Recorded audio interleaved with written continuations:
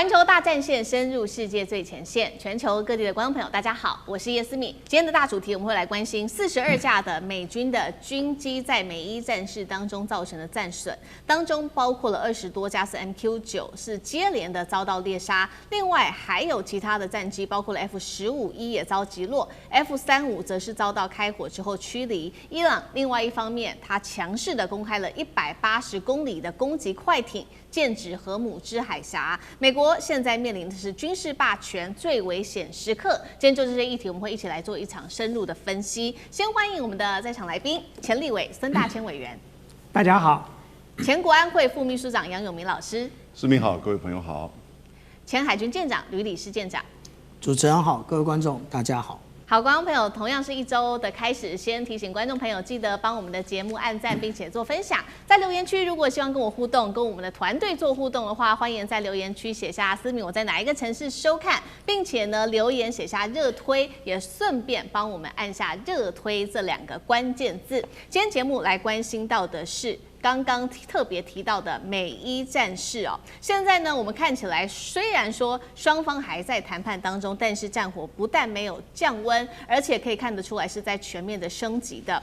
战场局势朝着美国最不愿意看到的方向持续的做发展。先来看到一些战火的全面升级，包括了在过去24小时内，伊朗呢，它是以它的法塔赫飞弹攻击科威特的一处美军基地，一共是造成了5名的美军跟外包商不幸的因此受伤。再来看到的是伊朗的飞弹被美方拦截下来，原本对美国来说应该是一件好事情，但是没有想到这飞弹被拦截下来之后坠落，残骸坠落，没有想到是直接砸毁了2架 MQ9 死神无人机。要知道，这 MQ9 死神无人机的造价可是非常高的，这一架要价高达了9.4亿元新台币，2架掉下来直逼20亿元新台币，遭到损失哦。另外就是美军有一架它的 F-15E 的打击鹰战机。日前呢，是在伊朗的西南部也遭到击落了。知情人士特别透露说，伊朗方面靠的就是中国制的肩射飞弹。另外一方面，我们来看到的是，伊朗恐怕还持续获得来自于北京的雷达支援，这也是同样来自于美国媒体所做的报道。再来，我们看到 F-35逆中战机了，是伊朗近日还向入侵空域的 F-35逆中战机做开火，对方是紧急的撤离现场。这个是在美军还有这个伊朗全面战火升级的部分，我们要赶快来看到这个。除了刚刚特别提到的这些项目之外，还有今天早上收到的最新消息是，美军一架 MQ-1无人机日前在国际水域上空执行任务的时候，遭到伊朗的军方同样是被击落了，让美国的这个空优制空权的神话可以说是面临前所未有的挑战。来看到美军的战损，刚刚来看到的，从这个史诗级怒火行动展开以来，来自于美国国会研究处最新分析指出，目前光是军机的战损，包括遭到击落跟坠毁、受伤的部分，一共是42架，当中最多的就是我刚刚特别提到的24架的 MQ9 死神无人机都受损，其他受损的还包括了 F-15E、KC-135空中加油机、F-35A 逆中战机，全体的战损现在逼近了1兆元新台币，但是这一些金额还不包括了美军的这个基地受损的部分，数字都还没有加上去。华盛顿邮报特别做了一个分析哦，这一次从卫星影像来做对比的话，发现伊朗它对于中东地区一共是打击了15座的美军基地，造成了228处的军事设施跟这个装备都因此受损。人员的损伤部分，美军表示从4月底。截至4月底，伊朗攻击是已经造成了7名的美军军官死亡，超过400人还因此受伤，当中12人伤势是最严重的。同一个时间，我们来看到的是伊朗再祭出它的新武器，特别要来关心到的是这一款攻击快艇。这个叫做27日拉杰普，这个是伊朗自制的快艇，最高时速高达了185公里，可以携带2枚射程700公里的巡航导弹，具备远程打击能力，也可以透过蜂群战术来围攻大型的军舰。伊朗说了，已经全面的掌控荷姆兹海峡，任何军舰敢开进来必定会来做反击。CNN 更是爆料说，这个伊朗已经完全的抢修了它的地下飞弹基地，当中包括90%的地下飞弹跟它的发射系统都被成功的保存了下来，等于美军的制空神话被打败了吗？F-15遭到大陆甚至只是这种监射的飞弹给击落 ，NQ9 一直被击落，总共现在说了达到20几架，美军制空神话在中东失效吗？委员怎么看？对，其实我们看到了这个国会研究处所公布的这个战损报告当时是42架，可是事实上在这个战损报告公布之后，那么我相信美国的空军还是有陆续的战损譬如说这个在波斯湾上空失去踪迹的那架 KC-135，应该当时就没有算在这个战损报告里头。那更不要讲在最近这段期间，还有陆续的一些伤亡像 MQ9、MQ1 那么也就是说，事实上，在美国发动这一次的对伊朗战争里头，其实美国光是空军的这个战损的程度，绝对远远超过42架。那你更不要讲说，它对于人员伤亡的这个所发布的这些讯息也引起了美国媒体高度的怀疑。所以为什么《华盛顿邮报》会去做比对？因为在战争发动的那段期间，美国跟以色列几乎是整个 block 封锁掉了在整个中东地区的这个卫星空照图就让你完全几乎没有办法找到比对的机会。那华盛顿邮报当时的那篇报道是他透过了各种管道找到了这个民间的所谓的这个卫星空拍图，然后他进行比对，发现说美军在中东的15处基地，总共有228个设施跟据点都被击中，而且打得很准所以其实华盛顿邮报做那篇报道，它最主要的关键问题是，它质疑美军真的伤亡就这么一点点吗？就如果今天打得这么准那么到底怎么可能说美军的伤亡才像是美国国防部所公布出来的数据呢？那我们看到了这些空军的战损，其实反映了一个现实就是川普最喜欢这个跟大家炫耀的，就是说我们已经掌握了制空权，他们的飞机都被我们打下来了然后呢，但事实上你发现搞了个半天，其实川普现阶段美国如果真的在发动下半场的战争的话，他究竟是不是真的还能够掌握制空权？这是一个很大的问号为什么 MQ9 的伤亡这么大？因为 MQ9 它是一个低速的它当然是无人啦，所以被打下来其实除了这个耗费这个资金原物料以外，人命是没有受到损失但是问题是 MQ9 它是低速又缺乏电子自卫能力的，所以你要把 MQ9 打下来不是一件很难的事情再加上说这个伊朗又不是吃素的，它不是省油的灯，它长期以来就有它立体的这个全面的防空系统那么你看到的像 F-15E 那更好笑了，F-15E 战损最严重的那3架是被美国科威特自己的友军误击的就是当时的大黄蜂一口气打了3架在那个时间点，大家会说为什么大黄蜂会误击？因为刚好那个时间点是伊朗针对整个中东发动这个高密度的饱和式的攻击，所以那个时候空中有太多的这个萤幕的据点那这些相关的这些亮点很难做短时间内立刻做判读所以后来科威特的这架 F-18就一下就把美国3架这个 F-15E 打下来了。那我们最近在讲的这架 F-15E 是被监视飞弹打的那监视飞弹代表什么呢？它是在什么地方被打下来的？它是在山区被打下来的。这代表一件事情就美国不管是怎么嚣张的宣称说它掌握制空权，可是当你进入了伊朗复杂的山区地形的时候，因为山区地形太复杂，所以会有雷达的盲区，这些盲区就极有可能用单兵的这个监射武器就把它打下来了。所以事实上以伊朗现在几乎是这个高原遍布的状况，美军现在的它的战机在这个伊朗的境内飞行，真的能够这个好整以暇，认为完全没有威胁吗？那你还不要讲说现在外传中国大陆提供了 YLC-8B 的主动电子扫描阵列的雷达给了伊朗。这个如果伊朗有这样的雷达，这个雷达专门就是反逆中雷达。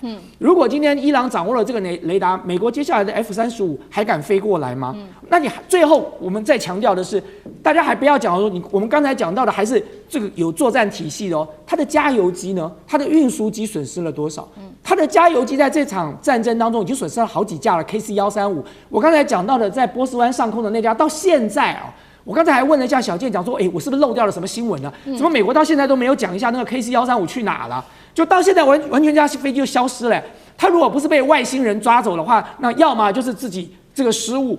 这个坠毁了，要么就是又被伊朗打下来了。但是不管是什么，美国到现在为止完全没有讲这架 KC-135去哪了。这的确代表了什么？就代表了有难言之隐啊，连空中加油机都有问题了。那美国接下来呢？中东的空军基地被炸的这个满目疮痍，你空中加油机也一直在出纰漏，甚至也不见得敢飞过来。那么到时候你如何继续维持你长途奔袭的空战的实力呢？是好，所以我们看到在这场战争打到现在，也可以看到美军现在在中东哦，尤其是川普最自豪的这个空中的制霸权，可以说逐渐的在失效，而且出了非常大的问题。同时间呢，伊朗我们看到刚刚特别介绍了，他寄出了这款新的武器哦，是他的27日拉杰普这个攻击快艇，战力的部分说可以达到185公里的一个快艇，搭配700公里巡弋飞弹，能够形成一个波斯湾的巨直网吗？那舰长怎么看？其实对于空中来讲水面的舰艇跑再快啊，其实都像我们在看蚂蚁在跑一样。蚂蚁即使是得了奥林匹克奖，对我们来讲也就是往前一点而已。所以其实对于水面上的舰艇讲求速度这个其实是